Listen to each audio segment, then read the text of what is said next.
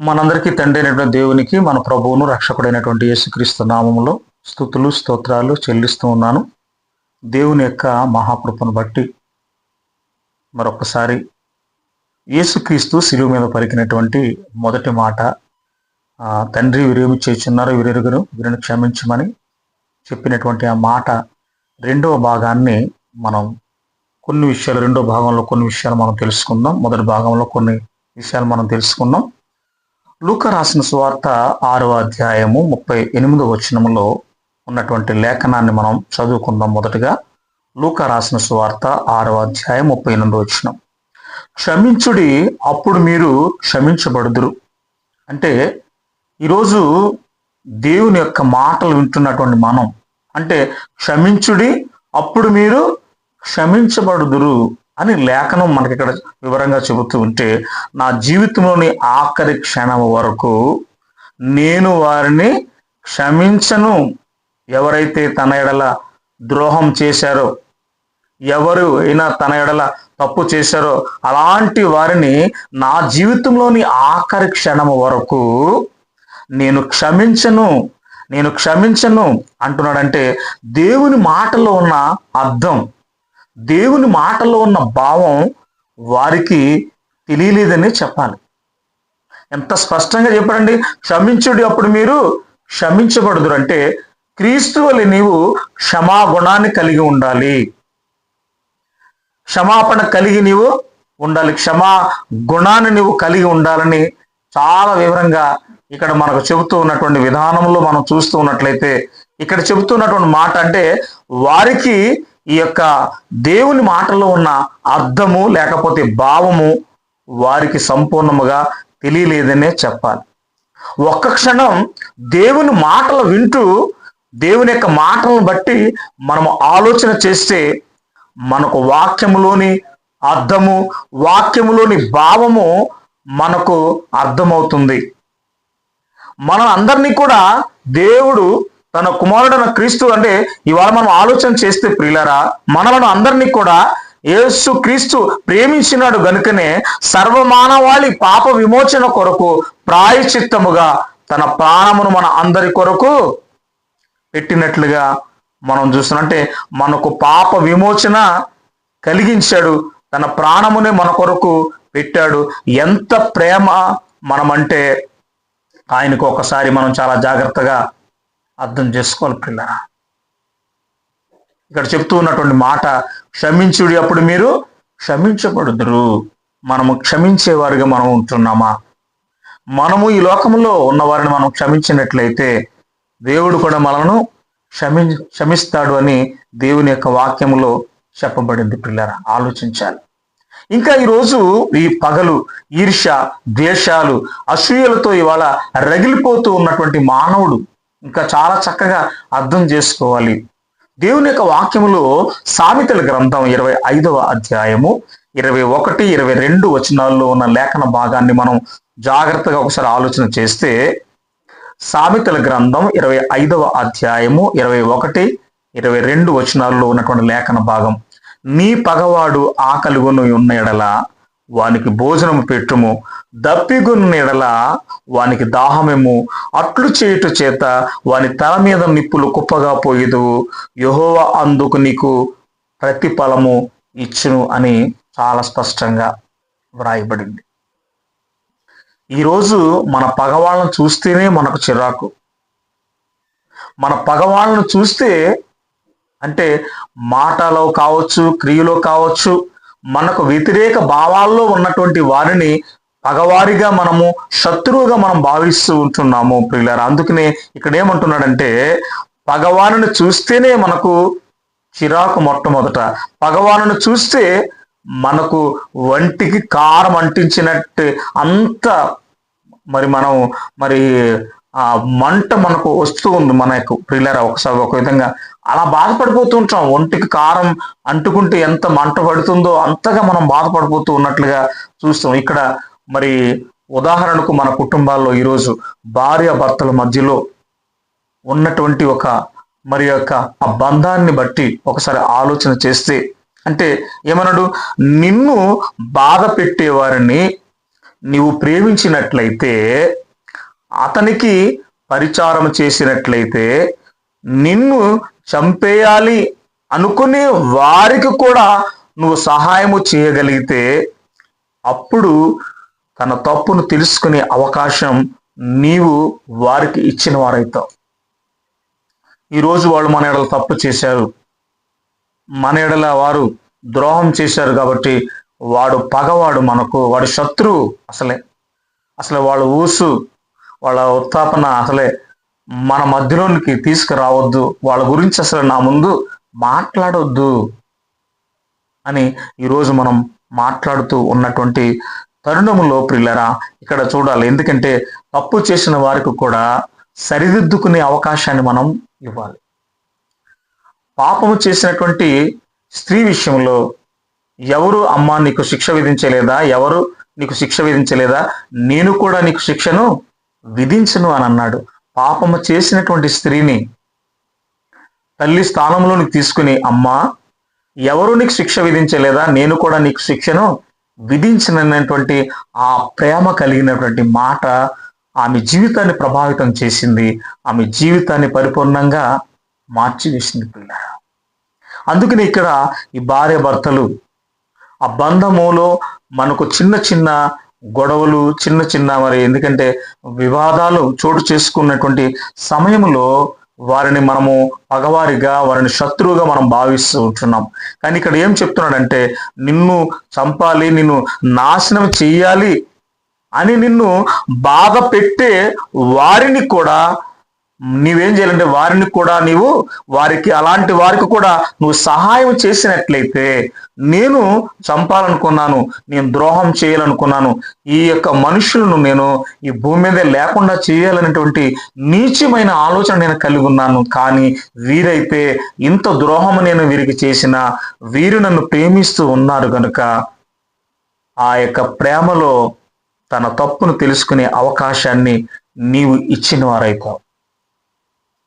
తన తప్పును తను తెలుసుకుని మనసును మార్చుకునే స్థాయికి అతను తీసుకురావాలి అని అంటే, నీ ఎడల తప్పు చేసినా, నీ ఎడల ద్రోహం చేసినా వారిని ప్రేమించి వారికి పరిచారం మనము చెయ్యాలని చెబుతున్నాడు. అంటే వారు తప్పు తెలుసుకునే అవకాశం వారికి మనం ఇవ్వాలి.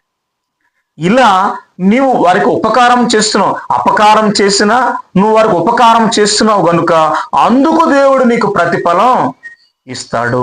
నువ్వు సహించుకుని, నువ్వు ఓర్చుకుని వారికి నీవు ఉపకారం చేయటం మూలంగా అతను తప్పు తెలుసుకునే అవకాశాన్ని ఇస్తున్నావు, అతడు తన మనసును మార్చుకునే అవకాశాన్ని ఇస్తున్నావు, అతడు తన జీవితాన్ని మార్చుకునే అవకాశాన్ని ఇస్తున్నావు. అందుకు దేవుడు నీకు ప్రతిఫలము ఇస్తాడు. పగవాన్ని ప్రేమిస్తే, శత్రువును ప్రేమిస్తే, వారికి నువ్వు ఉపకారం చేస్తే దేవుడు చెప్తున్నాడు వాక్యంలో, అందుకు దేవుడు నీకు ప్రతిఫలం ఇస్తానని చెప్తున్నాడు. ఎన్నడైనా మన యొక్క జీవితంలో ఒకసారి ఆలోచన చేశామా? భగవాను గురించి మనకెందుకు, శత్రువు గురించి మనకెందుకు, కానీ శత్రువును ప్రేమించు అని దేవుడు చెప్పాడు. హింసించే వారి కొరకు ప్రార్థన చేయమని ఆయన చెప్పాడు. ఆయన మాటలో ఉన్న అర్థం, భావం మన జీవితాన్ని ప్రభావితం చేసి మనము కూడా శత్రువును ప్రేమించేవారుగా, హింసించే వరకు ప్రార్థన చేసేవారిగా మనం ఉండాలని లేఖనం మనకు చాలా వివరంగా చెబుతుంది. ఇలా వారికి నీకు అపకారం చేశారు, అయినా నువ్వు ఉపకారమే వారికి చేశావు, అందుకు దేవుడు నీకు ప్రతిఫలం ఇస్తాడు అనేటువంటి వాస్తవాన్ని ఎన్నడైనా నీ జీవితంలో ఆలోచన చేశావు పిల్లరా? చాలా మంది అనుకుంటారు, వాడు కడుపు కాలాలి, వాడు కడుపు మాడాలి, అప్పుడే నేనేంటో వారి జీవితంలో నేనేంటో వాళ్ళకు తెలుస్తుంది అని అనుకుంటున్నారే తప్ప, వారికి నీవు ఈ యొక్క ఉపకారం చేస్తే దేవుడు నీకు అందుకు ప్రతిఫలం ఇస్తాడనే వాస్తవాన్ని మనం మర్చిపోతూ ఉన్నాం. వాక్యాన్ని జస్ట్ లైక్ చదివి వదిలి పెడుతున్నామండి, అంతే. పరిగణలో తీసుకోవటం లేదు, దానిలో ఉన్న అర్థాన్ని తెలుసుకోలేకపోతున్నాం, అందులో ఉన్న భావాన్ని మనం తెలుసుకోలేకపోతూ ఉన్నాం పిల్లరా. అందుకనే చెప్తున్నటువంటి మాట, నీ పగవాడు ఆకలిగొని ఉంటే వానికి భోజనం పెట్టు, దప్పికొని ఉన్న ఎడల వానికి దాహమేమో, అట్లు చేయుట చేత వాని తల మీద నిప్పులు కుప్పగా పోయిదువు, యెహోవా అందుకు నీకు ప్రతిఫలము ఇస్తాడు అని చెప్తూ ఉన్నాడు. ప్రతిఫలాన్ని తీసుకునే వారిగా ఉండాలి. ఆ స్థాయిలో మనము క్రైస్తవ జీవితంలో బ్రతకాలి, క్రైస్తవ జీవితంలో జీవించాలి. క్రీస్తు యొక్క మాటలు, దేవుని యొక్క మాటలు మనల్ని ప్రభావితం చేయాలి. అదే ఇక్కడ మనకు చాలా స్పష్టంగా పరిశుద్ధ గ్రంథంలో మనకు తెలియచేస్తున్నటువంటి మాటను చూస్తూ ఉన్నాం. అయితే అపోస్తులైనటువంటి పౌలు రోమీయులకు రాసిన పత్రిక 12వ అధ్యాయము 20వ వచనం 21వ వచనాన్ని, 2 వచనాలు ప్రియులారా మనం జాగ్రత్తగా పరిశీలన చేద్దాం. అపోస్తులైనటువంటి పౌలు రోమీయులకు రాసిన పత్రిక 12వ అధ్యాయము 20వ వచనం 21వ వచనంలో ఉన్న లేఖన భాగాన్ని మనం చూడగలిగినట్లయితే, కాబట్టి నీ శత్రువు ఆకలిగొని ఉంటే అతనికి భోజనము పెట్టుము, దప్పిగొని ఉంటే దాహమిమ్ము, అలాగు చేయటం వలన అతని తల మీద నిప్పులు కుప్పగా పోయేదువు. కీడు వలన జయింపక మేలు చేత కీడును జయించుము అంటున్నాడు. మనము కీడు చేసిన వారికి కీడు చేయాలి, మేలు చేయకూడదు అని అనుకుంటున్నాం ఇవాళ మనం. అంటే క్రీస్తు బోధలో ఉన్న సత్యం, దేవుని మాటల్లో ఉన్న సత్యం మనకు అర్థం కాలేదు, అర్థం చేసుకోలేకపోతున్నాము. ఆ మాటల ద్వారా ప్రభావితం చెందలేకపోతూ ఉన్నాము. పరిపూర్ణమైన మార్పును మనము తెచ్చుకోలేకపోతున్నాం మన యొక్క జీవితాల్లో. పిల్లరా ఆలోచించండి. అందుకని అంటున్నాడు, కాబట్టి నీ శత్రువు ఆకలిగొని ఉంటే అతనికి భోజనం పెట్టు, దప్పిగొని ఉంటే దాహమేమో, అలాగు చేయటం వలన అతని తల మీద నిప్పులు కుప్పగా పోయేదువు అని చెబుతూ, కీడు వలన జయింపక, కీడు చేసిన వారికి కీడు చేస్తే ఎట్టి పరిస్థితుల్లో వారు మార్పు చెందరు. పిల్లరా ఏం చేయాలి? మేలు చేత కీడును మనము జయించాలి. మేలు చేస్తేనే కీడును మనము జయించగలం. కీడుకు కీడు కాదు మనం చేయవలసింది, కీడుకు ప్రతి కీడు మనము వారికి చేయకూడదు. అందుకనే చెప్తున్నాడు, కీడు వలన మనము జయింపబడక మేలు చేత కీడును మనము జయించాలంటే ప్రేమతో మనము సాధించాలి. ఇవాళ పగతో ఇవాళ ఏం చేయలేమండి, పగతో ఏమి చేయలేం. ఏం చెప్పాడు? పగ కలహమును రేపును, ప్రేమ అనేకమైన వాటిని కప్పును అన్నాడు. అందుకని చెప్తున్నాడు, ఎందుకంటే నీ పగవాడు అన్నాడు, నీ శత్రువు అని మాట్లాడుతున్నాడు. అందుకని ఇక్కడ చెప్తున్నటువంటి మాట ఎందుకంటే ఏమంటున్నాడంటే, కీడు వలన జయింపక మేలు చేత కీడును జయించుము. అంటే ప్రేమతోటే మనం సాధించాలి తప్ప పగతో ఏమీ కూడా మనము చేయలేము, ఏమి మన జీవితంలో సాధించలేము. దేవుని కొరకు కొన్ని ఆత్మలను మనము సంపాదించలేమనే వాస్తవాన్ని మనము గుర్తుపెట్టుకోవాలి. మేలు చేత కీడును మనం జయించాలి, ప్రేమ కలిగి మనం బ్రతకాలి. ఆ ప్రేమను, క్రీస్తు ప్రేమను, దేవుని యొక్క ప్రేమను అనేకులకు మనము తెలియపరచాలి ప్రియులారా. అంతేగాని మరి ఎందుకంటే ఏం చేయలేమంటే బ్రతికే సాధించాలి. వాళ్ళు మనం అంతా కూడా ఏదైనా బ్రతికుండగానే సాధించాలి, చనిపోయి ఎవరు ఏమీ చేయలేం ప్రియులారా. అందుకనే మనము శత్రువులు నీ యొక్క జీవితంలో మిత్రులుగా మార్పు చెందాలి అని అంటే మనము వారి ఎడల ప్రేమను చూపించాలి, ప్రేమ కలిగి బ్రతకాలి. అప్పుడు వారి జీవితం మార్పు చెందడానికి అవకాశం ఉంటుంది. నువ్వు చూపించే ప్రేమను బట్టి, నువ్వు వారి ఎడల చేసే మేలును బట్టి నువ్వు ఒక ఆత్మను దేవునిలోనికి నువ్వు తీసుకురావడానికి, క్రీస్తులో నిలబెట్టడానికి అవకాశం ఉంటుందని దేవుడు లేఖనము ద్వారా మనకు చాలా స్పష్టంగా వివరిస్తూ ఉన్నాడు ప్రియులారా. అందుకనే శత్రువును మనం ప్రేమించాలి, హింసించే వారి కొరకు ప్రార్థన చేయాలి. అందుకనే క్రీస్తు కూడా సిలువలో వీరేమి చేస్తున్నారు, వీరెరుగరు వీరిని క్షమించమని ప్రార్థన చేశాడు. మెట్టుకు క్షమా గుణాన్ని మనం కలిగి ఉండాలి. మరి ఆ రీతిగా మన యొక్క శత్రువులను మనం ప్రేమిస్తూ ఉన్నామా, హింసించే వారి కొరకు ప్రార్థన చేస్తున్నామా? ఒక్కసారి చాలా జాగ్రత్తగా ఆలోచించాలి ప్రియులారా. అందుకనే అపోస్తలుడైనటువంటి పౌలు తెస్సలోనికి రాసినటువంటి మొదటి పత్రిక 5వ అధ్యాయము 15వ వచనంలో వ్రాయబడినటువంటి లేఖన భాగాన్ని ప్రియులారా మనం ఒకసారి ఆలోచన చేయగలిగినట్లయితే, అపోస్తులైనటువంటి పౌలు తెస్సలోనికి రాసిన పత్రిక 5వ అధ్యాయము 15వ వచనంలో ఉన్నటువంటి లేఖన భాగం, ఎవడును కీడుకు ప్రతి కీడు ఎవనికైనను చేయకుండా చూచుకునుడి. ఎందుకంటే ఎవడును కీడుకు ప్రతి కీడు ఎవనికైనను చేయకుండా చూచుకునుడి. మీరు ఒకని ఎడల ఒకడును మనుషులందరి ఎడలను ఎల్లప్పుడూ మేలైన దానిని అనుసరించి నడుచుకోవాలి అని చెప్తూ ఉన్నాడు. కీడునకు ప్రతి కీడు ఎవనికైనాను చేయకుండా మనం చూసుకోవాలి. నీ వలన ఇతరులకు హాని జరగకూడదు, నీ వలన ఇతరులకు మేలే జరగాలి తప్ప హాని మాత్రం జరగకూడదు. అందుకనే ఎవడును కీడునకు ప్రతి కీడు ఎవరికైనాను చేయకుండా చూచుకునుడి. మీరు ఒకని ఎడల ఒకడు మనుషులందరి ఎడలను ఎల్లప్పుడూ కూడా మేలైన దానిని అనుసరించి మనము నడుచుకోవాలి, అనుసరించి మనము జీవించాలి, బ్రతకాలి అని లేఖనం చాలా స్పష్టంగా మనకు వివరిస్తూ ఉంది. నీ వలన ఇతరులకు కీడు జరగకుండా నువ్వు చూసుకోవాలి, మేలైన దానిని అనుసరించి చూసుకోండి. వారు నా ఎడల చేసినది నా యొక్క మైండ్లో నుంచి వెళ్ళటం లేదు, నా మనసులో నుంచి పోవటం లేదు అని అంటూ ఉన్నాం. అంటే దేవుని యొక్క మాటలు మన జీవితాన్ని ప్రభావితం చేయలేకపోతున్నాయి, అంటే ప్రభావితం కాలేకపోతున్న మాటల ద్వారా మనం అర్థం చేసుకోలేకపోతున్నాం, ఆలోచన చేయలేకపోతున్నాం పిల్లరా. అందుకే ఇవి మన మనసులోంచి వెళ్ళటం లేదని, నా మైండ్లోంచి వెళ్ళటం లేదు. నన్ను బాధ పెడుతున్న అనుక్షణం వాళ్ళు చేసిన విషయాలు నన్ను అనుక్షణం బాధ పెడుతున్నాయని వాళ్ళు మాట్లాడుతున్నటువంటి విధానాన్ని మనం చూస్తున్నాం పిల్లరా. ఒకసారి ఆలోచన చేయండి. అందుకనే అపోస్తలుడైనటువంటి పౌలు ఎఫెసీయులకు రాసినటువంటి పత్రిక 4వ అధ్యాయము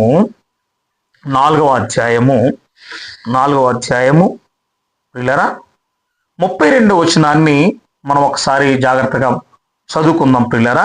అపోస్తలుడైనటువంటి పౌలు ఎఫెసీయులకు రాసిన పత్రిక 4వ అధ్యాయం 32వ వచనం, ఒకని ఎడల ఒకడు దయ కలిగి కరుణాహృదయులై క్రీస్తునందు దేవుడు మిమ్మును క్షమించిన ప్రకారము మీరును ఒకరినొకరు క్షమించండి అని మాట్లాడుతుంది. ఒకని ఎడల ఒకడు దయ కలిగి కరుణాహృదయులై మీరును ఒకనిని ఒకడు మీరు క్షమించుకోవాలి. దేవుడు మనల్ని క్షమించిన ప్రకారము మీరు కూడా ఒకరినొకరు క్షమించుకోవాలి, క్షమా గుణాన్ని కలిగి ఉండాలని దేవుడు చాలా స్పష్టంగా మనకు లేఖనము ద్వారా తెలియచేస్తూ ఉన్నాడు పిల్లరా.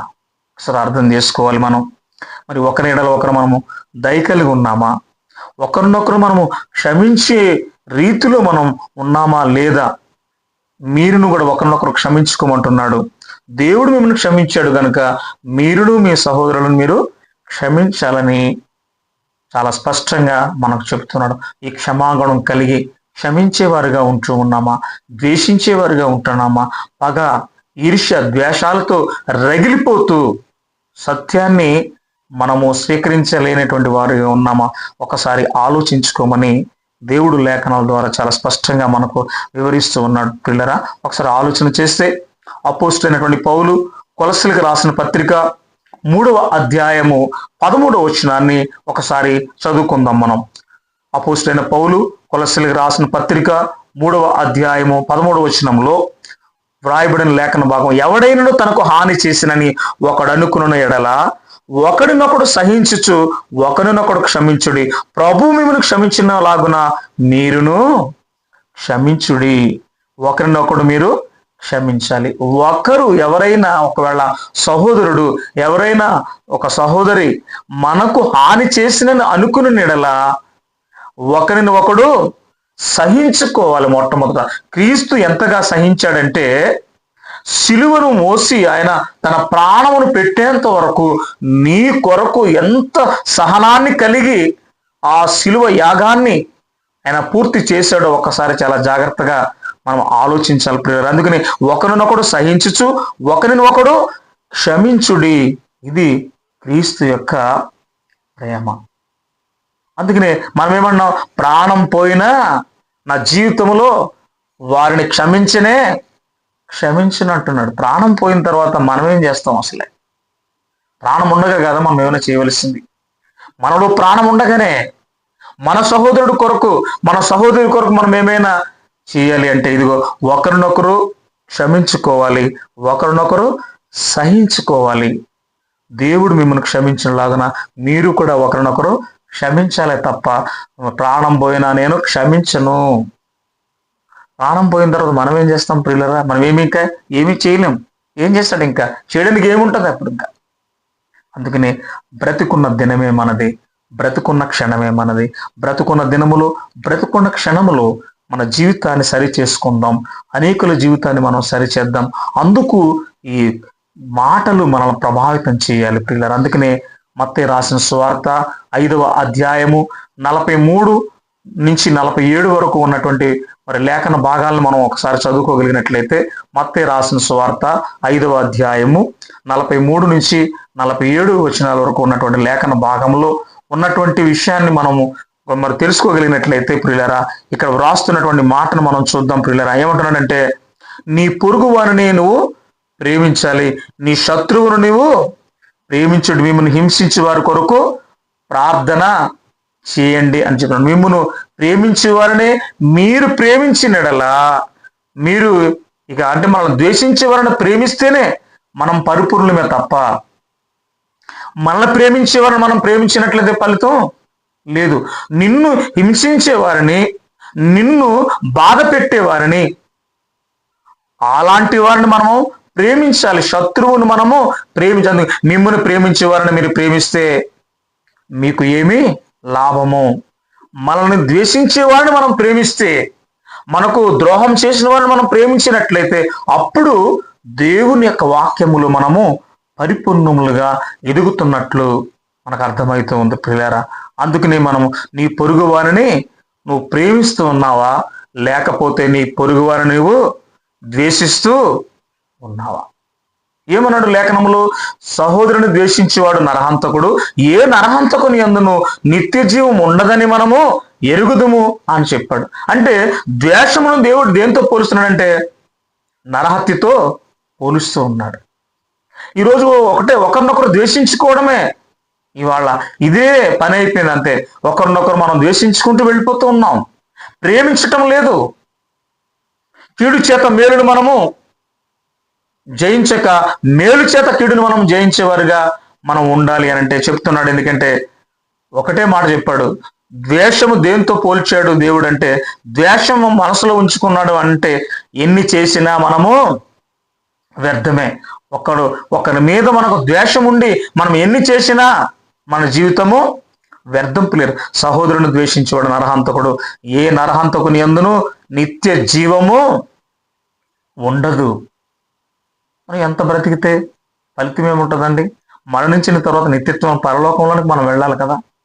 అందుకని క్రీస్తు చెప్పిన మాటలు, దేవుడు చెప్పిన మాటలు మనం ప్రభావితం చేసి మన జీవితాన్ని పరిపూర్ణంగా మార్చుకోగలిగితే నిత్యత్వమైన పరలోకం మనం చేరుకునే అవకాశం ఉంటుందని దేవుడు మనకు అందుకనే మన మనస్సుల్లో, మన యొక్క ఆలోచనలో, మన యొక్క తలంపుల్లో, మన యొక్క హృదయములో ఈ యొక్క మాటలు నాటబడాలి. క్రీస్తు బోధ ద్వారా, దేవుని యొక్క మాటల ద్వారా మన జీవితం ప్రభావితం చెందాలి. అప్పుడే మనకు ఫలితం ఉంటుంది పిల్లరా, లేకపోతే మన ఫలితం ఉండదు.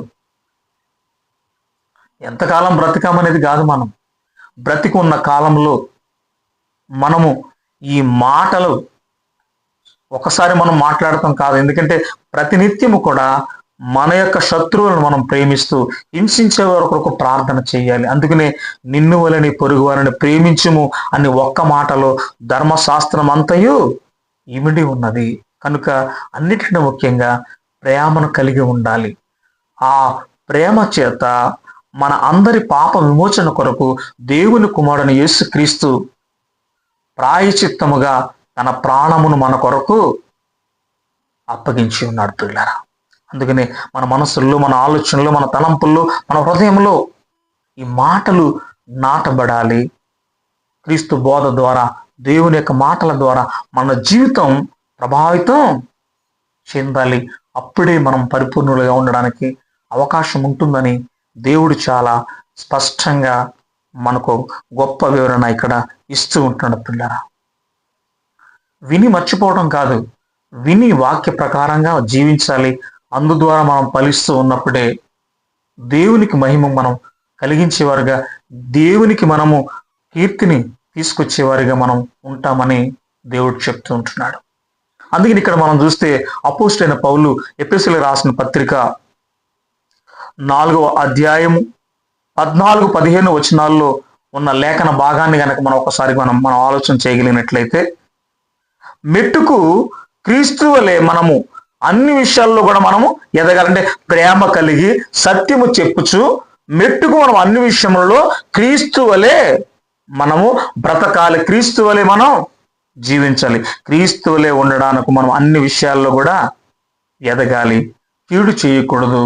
మన సహోదరుల ఎడల, మన సహోదరి మన ఎడల మనము మేలునే చెయ్యాలి పిల్లరా. అందుకనే క్రీస్తు చెప్పిన మాట, తండ్రి వీరేమి చేయుచున్నారో వీరెరుగరు వీరిని క్షమించమని చెప్పాడు. నీవు నీ శత్రువుని ప్రేమిస్తూ ఉన్నావా, లేకపోతే ద్వేషిస్తూ ఉన్నావా? ఇంతకుముందు మనం మాట్లాడుకున్న రీతిలో ద్వేషం గురించి చెప్పాడు. ఎందుకంటే సహోదరుని ద్వేషించేవాడు నరహంతకుడు, ఏ నరహంతకుని యందును నిత్య జీవము ఉండదు. మరి ఆలోచించాలి మనం. కనుక మనము కూడా నేటి నుంచి మన శత్రువులను మనం ప్రేమిస్తాం. మనల్ని హింసిస్తున్న వారి కొరకు మనము ప్రార్థన చేద్దాం పిల్లరా, మనం ప్రార్థన చేద్దాం. అందుకనే మరి ఈ లేఖనాలన్నీ కూడా మనం ఒకసారి జాగ్రత్తగా పరిశోధన చేద్దాం, జాగ్రత్తగా అర్థం చేసుకుంటే అద్భుతంగా ఉంటుంది. ఈ క్షమాగుణాన్ని మనం కలిగి, అందుకని మెట్టుకు ప్రేమ కలిగి సత్యము చెప్పుచు మనం అన్ని విషయములలో ఎదగాలి, క్రీస్తు వలె మనం బ్రతకాలి. అందుకనే మనకు సూపర్ మోడల్, మనకు రోల్ మోడల్ దేవుని కుమారుడైనటువంటి యేసు క్రీస్తును మనం మాదిరిగా తీసుకుని ఒక క్రీస్తు వలె మనం బ్రతకాలని దేవుడు తన మాటల ద్వారా మనకు చాలా స్పష్టంగా వివరించాడు. కనుక నేటి నుంచి శత్రువులను ప్రేమిద్దాం, హింసించే వారి కొరకు ప్రార్థన చేద్దాం, శపించే వారిని మనం దీవిద్దాం. మనం దీవిస్తాము తప్ప శపించొద్దని చెప్పాడు. ఇంకా చక్కగా ఎన్నో విషయాలు మనకు కీడుకు ప్రతి కీడు ఎవరికైనా చేయకుండా జాగ్రత్తగా చూసుకోమని, ఎన్నో విషయాలు ఒక నీడలో ఒకరు దయ కలిగి ఉండమని ఎన్నో విషయాలు మనకు చెప్పాడు. కనుక విన్నటువంటి మనం కేవలం మీరు మర్చిపోకుండా వాక్య ప్రకారం జీవించి అందు ద్వారా ఫలించలాగా ప్రభువు సహాయం చేయాలని, దేవుని చిత్తమైతే దేవుని కుమారుడు యేసుక్రీస్తు రాకడ ఆలస్యమైతే మరొక్కసారి మరికొన్ని విషయాలను దేవుని యొక్క పరిశుద్ధ గ్రంథంలో నుంచి మనము పరిశీలించి పరిశోధన చేసి మన ఆత్మీయ జీవితాన్ని మనం బలపరుచుకుందాం, ఆత్మీయంగా ఎదుగుదాం. దేవుని కుమారుని యేసుక్రీస్తు ద్వారా పరలోకం చేరడానికి ఈ మాటలు మన ఆత్మీయ ఎదుగుదలకు ఉపయోగపడాలని కోరుకుంటూ ఈ కొద్ది మాటలు నేను ముగిస్తున్నాను. కొద్ది మాటలు తండ్రి అయిన దేవుడు మన హృదయాల్లో బహుగా ఫలింపచేయును గాక. ఆమేన్. అందరికీ వందనాలండి.